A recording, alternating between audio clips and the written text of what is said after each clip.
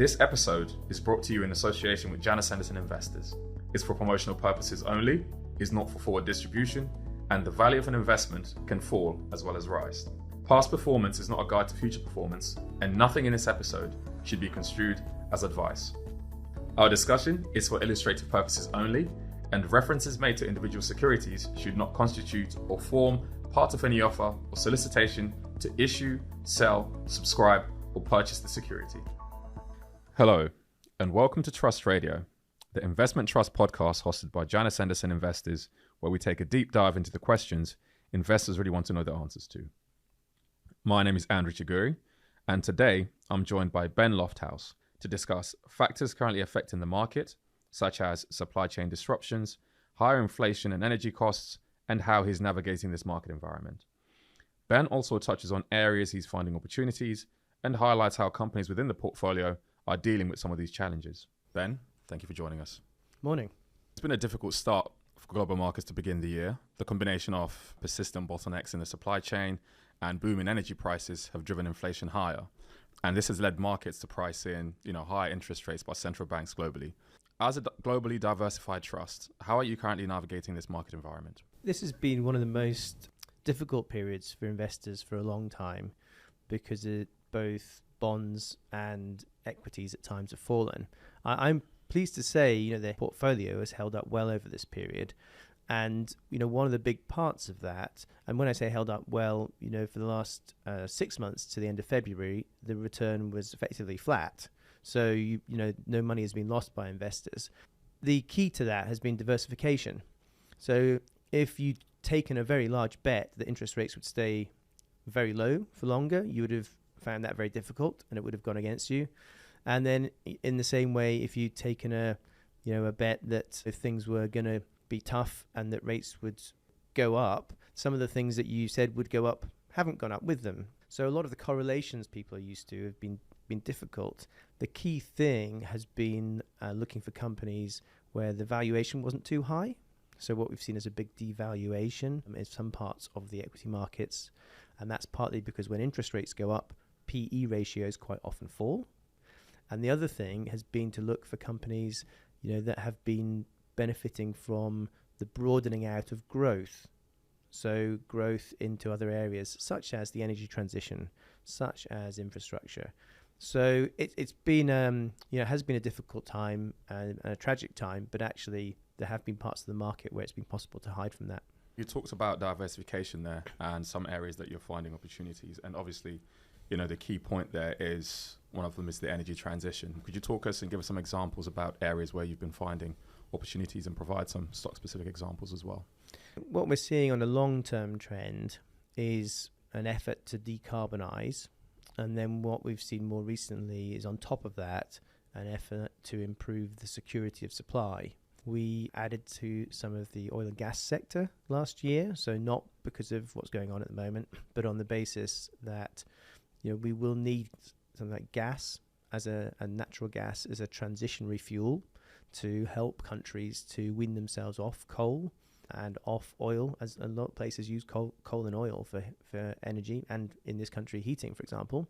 So there's part of it that's looking for companies like that do benefit. And the other part is looking at companies both in the industrial space, technological space, and utility space that benefit from all the investment that is needed to help us decarbonize. So to take us, my house runs on gas. Most houses in the UK either run on gas or oil as heating. To move those off does two things. One, it requires infrastructure investment in the grid. It requires a change in the actual supply of energy, so renewables. So some of the companies we own, like NL and Iberdrola, are some of the biggest wind farm companies in the world. And it also, will require a change in the investment around heat pumps and things like this. So there's a lot more electricity demand. If we take away the gas, there's a lot more demand for electricity. And if we take away the petrol that we use in the cars, there's a lot more demand for electricity. So our electricity use goes up and our oil and gas use goes down. And so you need, these are some areas where we haven't really invested in heavily for 20, 30 years. So we have companies like ABB in the portfolio. We have companies a company called like nVent that benefit from the spending that goes into some of these areas. That's interesting. You've talked about some of those areas where you're finding opportunities, but because of the way the market is playing out at the moment, are there any areas that you're reducing or divesting from at the moment? The area that we've reduced in the last 6 months, one of them has been exposure to Hong Kong and China.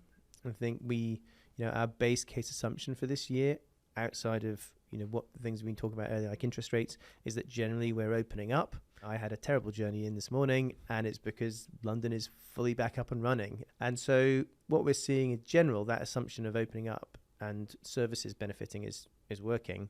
But China and Hong Kong have still remaining with a kind of zero policy. We hadn't anticipated that. So I think we see more opportunities elsewhere. We reduced some holdings there.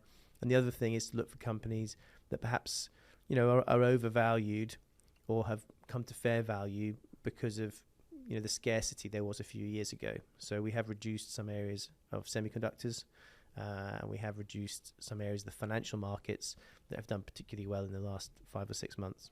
You were talking about things opening up there, but I think within supply chains, things are still very, very difficult. I mean, for example, the cost to move a container from China, for example, to the US West Coast, it's 4 times than it was higher last year. And that was before the pandemic. And, your portfolio consists of companies that rely on the supply chain moving very smoothly. How are your companies within the portfolio dealing with these costs or these disruptions, and what will it take for things to get back to normal? Things were starting to get back to normal, and the recent tragic events in Ukraine, Russia, and now the COVID lockdown in China has impacted that. But there was, they do give a glimpse. I think there is no less capacity in freight shipping than there was pre-crisis, and actually that should normalize. The prices of second-hand cars have gone up 30% or so year on year.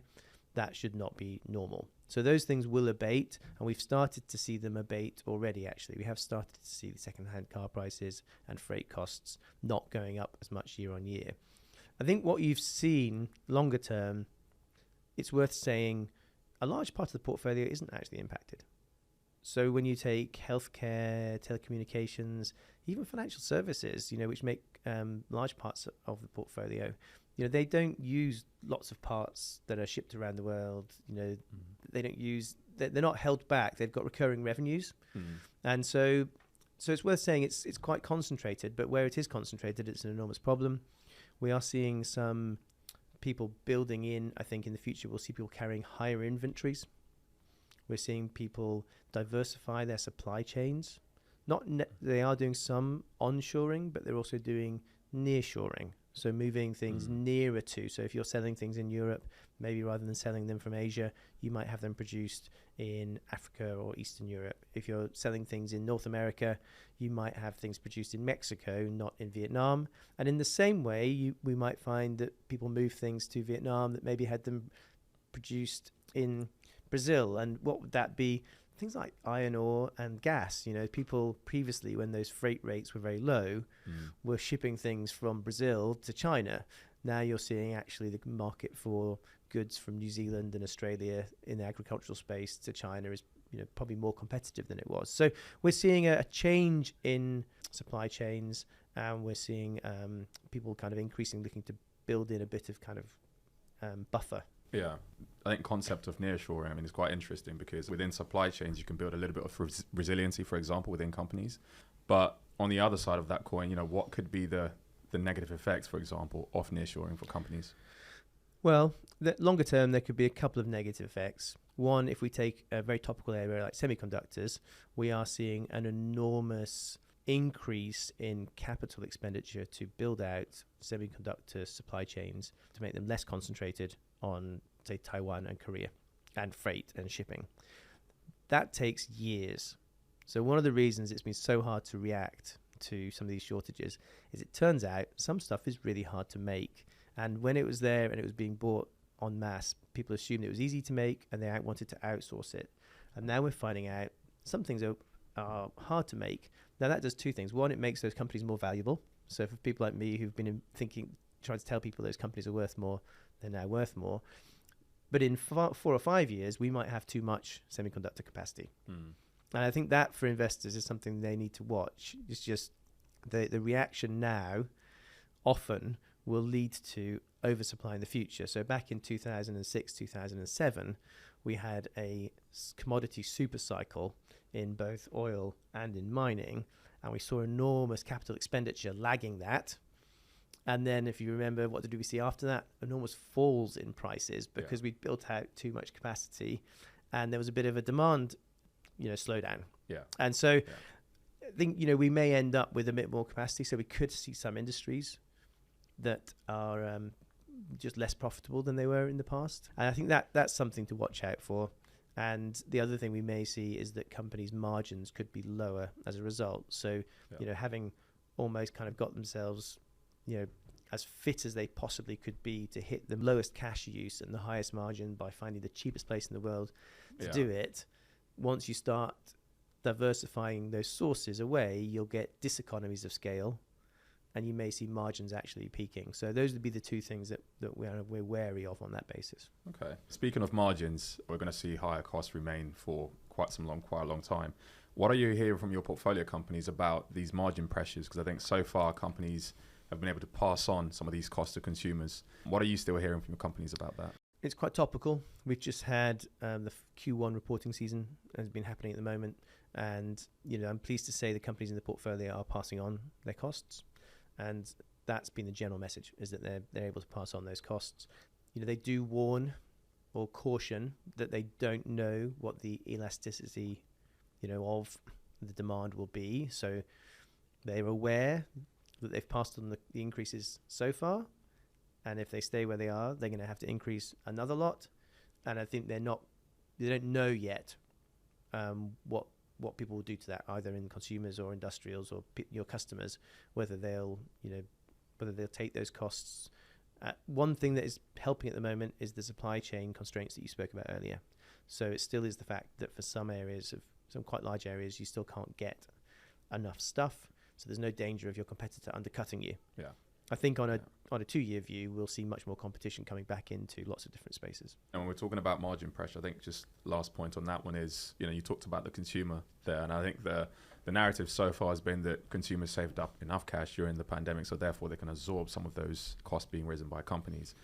What is the shape of the consumer at this moment in time? I think there's a lot of concern and caution that those savings are disproportionately distributed amongst people who are relatively well off or very wealthy. And I think people are cautious there is not quite as big a buffer in some of the lower paid parts of the employment markets and people who maybe are unfortunate enough to be on benefits, etc. So I think there definitely is going to be a pinch for the consumer, particularly at the lower end of things coming up over the next few months from these energy prices going up. We're seeing some, and food prices going up.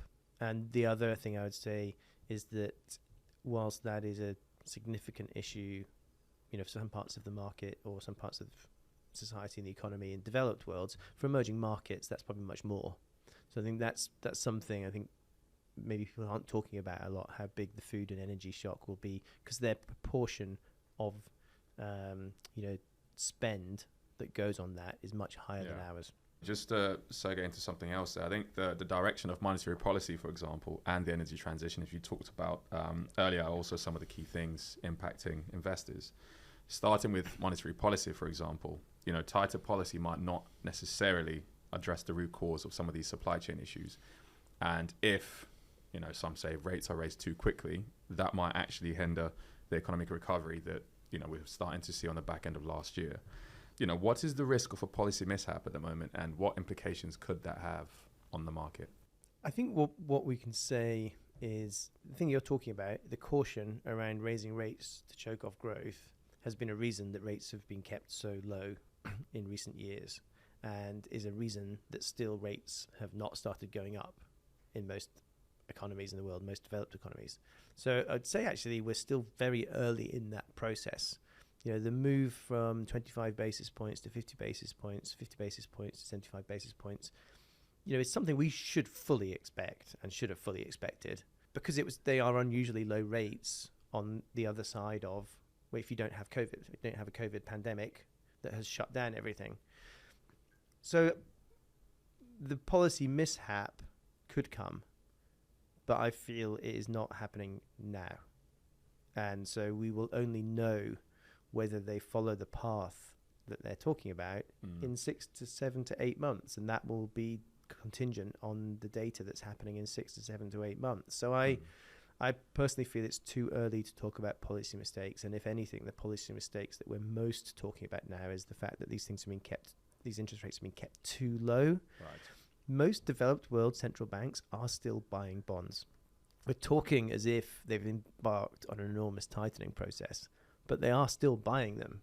And so we're still very early in this process. With all these factors playing out in the market at the moment, the outlook for 2022 kind of looks uncertain or a little bit muddy at the moment. What is your outlook for the global economy and also dividends for your companies going forward? I tend to shy away from trying to give outlooks for global economies. Most kind of economic outlooks tend to be wrong. I think what's more interesting and more fruitful for investors is looking at asymmetry. So what is priced in versus what isn't priced in. I think what I would say from a dividend point of view, it's much more factual. And the dividend growth has been very, very strong this last 2 years and remains very strong. So we're still seeing just today an oil company that a few years ago that held its dividend and that a few years ago you would have assumed would have cut its dividend, has now increased it today and is doing a share buyback. So there's been a remarkable change in the fortunes of some parts of the market, particularly those more cyclical elements, and we're still seeing the benefits of that change rather than seeing the impact of what we're worrying about on a 12 to 24 months basis. So the dividend outlook at the moment is strong and is really coming through strongly. What I would say is that generally a bit of inflation for corporates is better. And it's not something that's discussed a lot, and that's partly because we're talking at such extremes, like 7% inflation with enormous input costs and 50% energy year on year is chaos. But a general kind of 3 to 5% inflation figure on a top line of revenue, your costs don't tend to go up that much.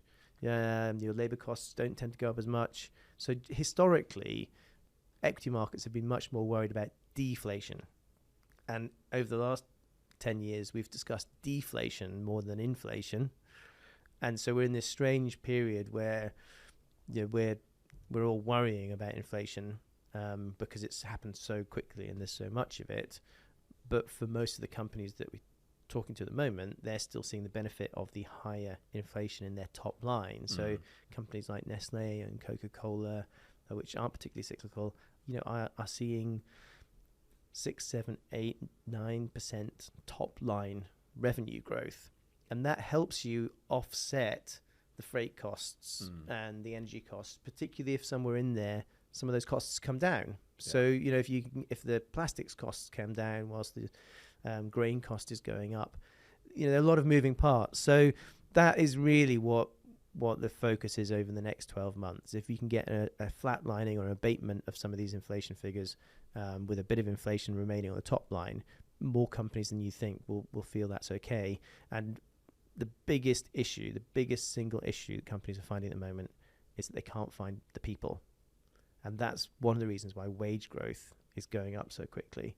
And again, that generally, it will be bad for some companies that have got large wage costs, but it's quite good for consumers and it's quite good to help people offset these input costs that are coming. So we have to remember one of the main reasons people are looking at raising rates is because wage growth is much stronger than people expected. Thank you for listening. If you enjoyed this podcast, please subscribe, rate, review, and share this with anyone you think will also find this interesting.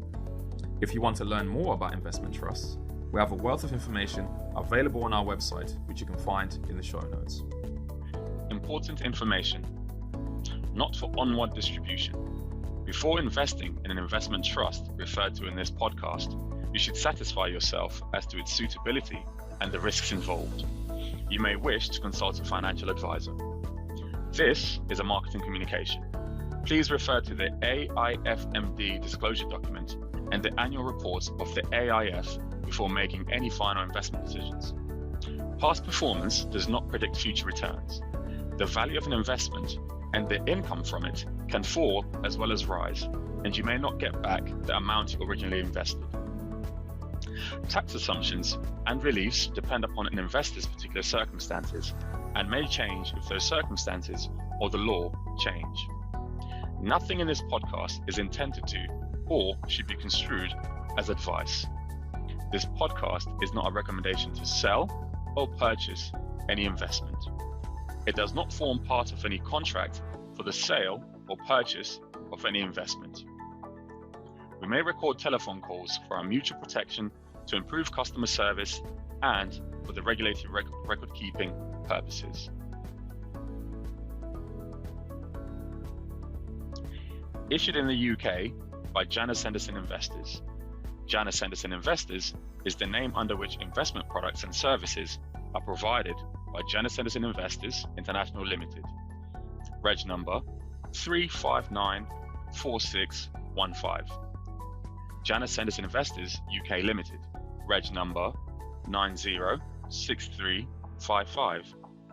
Janus Henderson Fund Management UK Limited.